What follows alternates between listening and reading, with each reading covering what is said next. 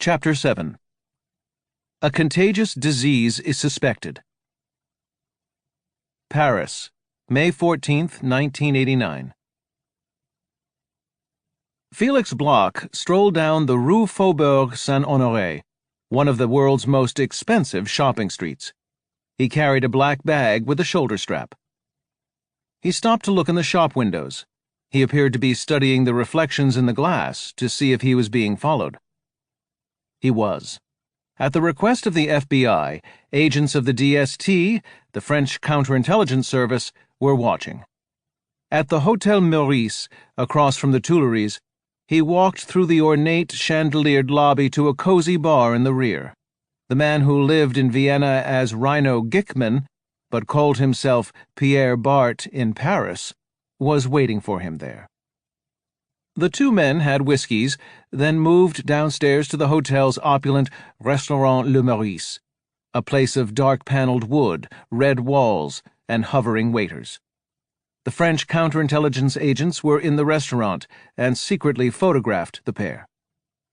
Bloch placed his bag under the table. The two men chatted over wine and dinner. Bloch was the first to leave the restaurant. When Gickmann Bart left, he was carrying the bag.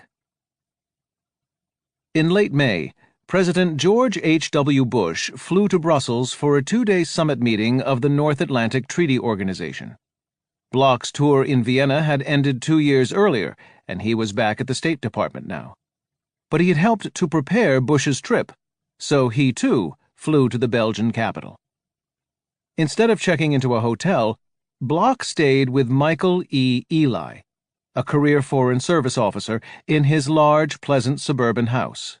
There is an informal tradition in the clubby Foreign Service that a senior diplomat offers hospitality to visitors of high rank, and since Eli had a swimming pool and 3 servants, it was a lot nicer than a hotel. Bloch stayed with Eli for 2 nights. On one of those evenings, he had supper out. "Don't worry about me," Bloch told his colleague. "I'm having dinner in town with an old friend."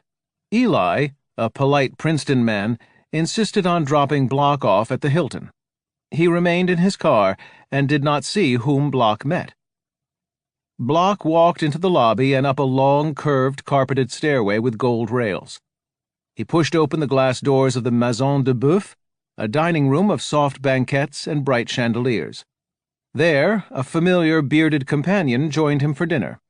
Once again, Bloch handed over materials to Pierre Bart. He claimed later they were stamps.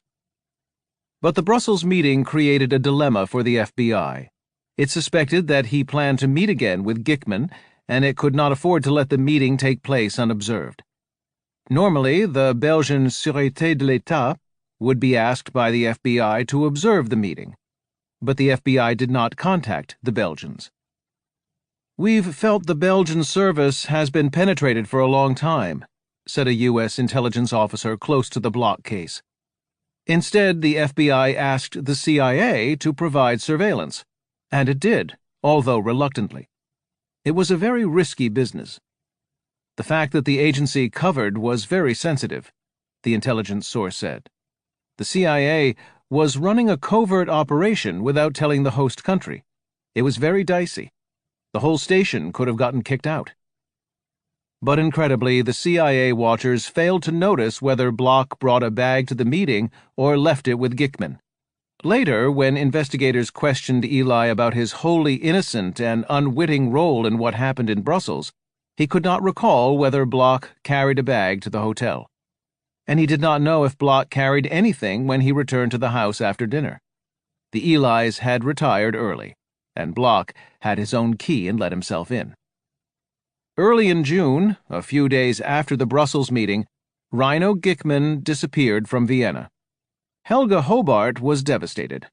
He had suddenly vanished from their house in Hietzing and from the Hofreiter Stammtisch, the bureaucrats' table at Kearns. Gickmann was pulled out of Vienna by the KGB and had gone to ground in Moscow. The reason for his abrupt departure soon became clear. Just after 6 a.m. on June 22nd, Bloch received a telephone call at his apartment in Washington's upscale Kalorama section from Gickmann. who identified himself this time as Ferdinand Paul. The FBI was listening. The caller told Bloch that he was calling in behalf of Pierre, who cannot see you in the near future because he is sick. The caller added pointedly, "A contagious disease is suspected." He then told Bloch, "I am worried about you. You have to take care of yourself." Bloch said he hoped the disease was not serious. He wished the caller well and hung up. To the listening FBI agents, the telephone call was a bombshell. Clearly, it was a warning to Bloch that his contacts with the KGB had been discovered.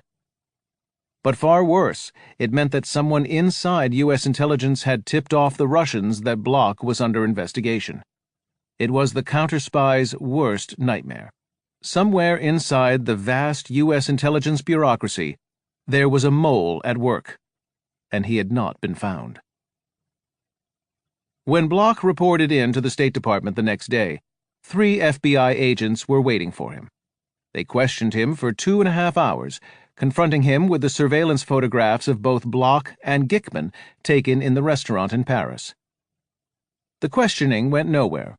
Bloch denied to the agents that he had sold secrets to the Soviets. Bloch surrendered his black diplomatic passport and his blue regular passport. His building pass was revoked, and he was placed on administrative leave. The agents followed Bloch home. The next day he was questioned again for several hours. He turned over the key to his apartment to the FBI, which removed a briefcase, address books, photo albums, slides, checkbooks, files, and bank and investment records. For the next 6 months, he was never to be without close surveillance by FBI agents, working in 3 shifts round the clock. None of this was yet known to the public. But James Bamford, working on the ABC News investigative team in Washington, learned of the FBI probe. On July 21st, John F. McWethy, the State Department correspondent for ABC News, broke the sensational story that Bloch, a State Department official, was under investigation by the FBI as a suspected Soviet spy. For weeks afterwards, Bloch became the center of a media circus. On television, night after night, he appeared on the evening news, sometimes walking Mephisto, his little white terrier, trailed by reporters, cameramen, and FBI agents. As he passed by, children greeted him as Mr. Spy. Bloch was in excellent physical shape. He had always walked for exercise, and he led the reporters and the counter-spies on some memorable treks in the summer heat.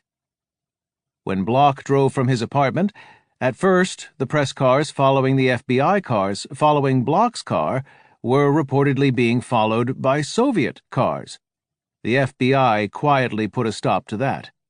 The Russians dropped out of the caravan.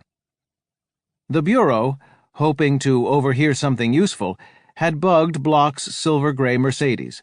But Bloch had assumed his phones were tapped, his car and apartment bugged. His conversations with his wife in the Mercedes were unexceptional. The FBI was utterly frustrated. Clearly, someone had tipped off the KGB, and that in turn had led to the cryptic warning telephone call to Bloch. But with Bloch sticking to his story about simply giving stamps to Pierre Bart, the FBI was stymied. There was no basis to make an arrest. I was able to interview Bloch early in 1990 for almost 14 hours over 3 days for an article I wrote in the New York Times Magazine. He insisted his meeting in Paris with Gickman was simply a get-together of 2 stamp collectors. The bag he left for Gickman, he said, was filled with stamps. He also claimed he had handed over stamps to Gickman when they met in Brussels. At lunch, during one of our interviews, I asked why he had never said he was innocent. "There's no way to prove you are innocent," he said. When I asked him directly whether he had passed secrets to the Soviets, he declined to answer for the same reason I haven't declared my innocence. Whatever else Bloch was, he did collect stamps. When I interviewed him in his apartment in Kalorama, he pulled several albums of stamps from a bookcase, including correspondence and first-day issues going back decades. As we talked, Mephisto kept trying to jump up on my lap. Block said he had searched the dog's collar, looking for FBI bugs, but did not find any. Block was dismissed by the State Department and lost his pension of more than $50,000 a year. He was never arrested for espionage, never indicted or charged. He moved to Chapel Hill, North Carolina, where he worked for a while bagging groceries. He was arrested twice for shoplifting food. His wife filed for divorce.